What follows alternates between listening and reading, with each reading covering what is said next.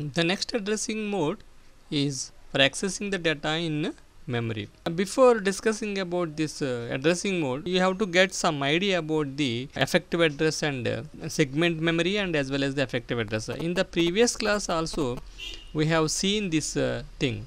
Suppose in our 8086 microprocessor we have here two units. One is a bus interface unit and second one is a execution unit.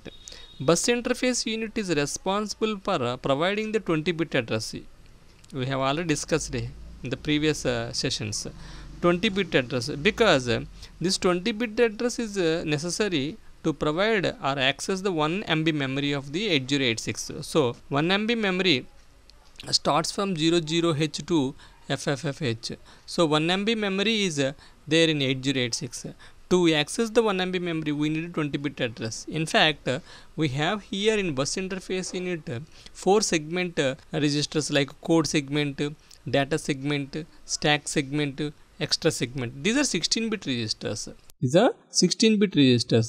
We add another 4 bits to the LSB side to the 16-bit address, so that it provides a 20-bit address. So this 20-bit address generated by the bus interface unit. But to access the particular memory location, this execution registers provide some offset value or displacement value. But we cannot directly access the memory with the help of execution unit registers.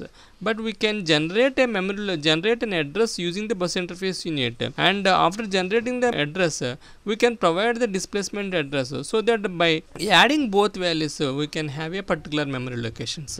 That means that if I want to access the code segment particular memory location, then code segment is suppose it is a 2000H memory location, 2000H address.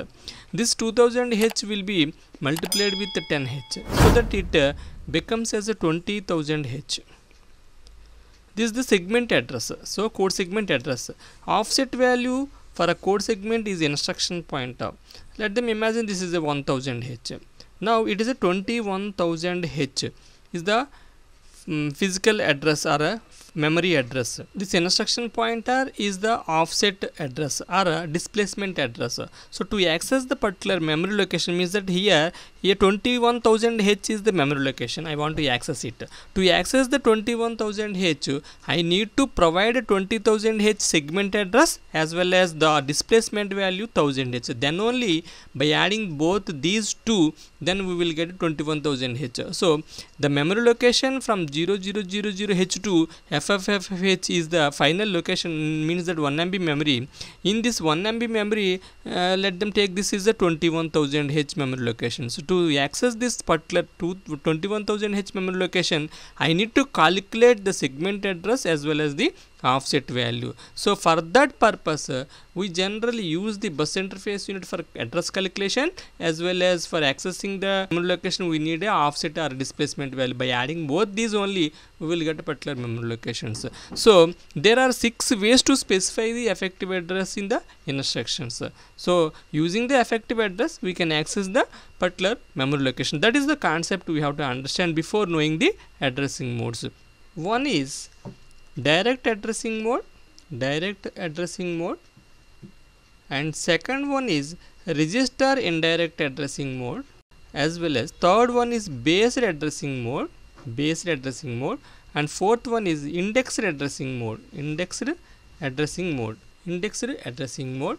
fifth one is based indexed addressing mode. The students are generally confusing about these addressing modes.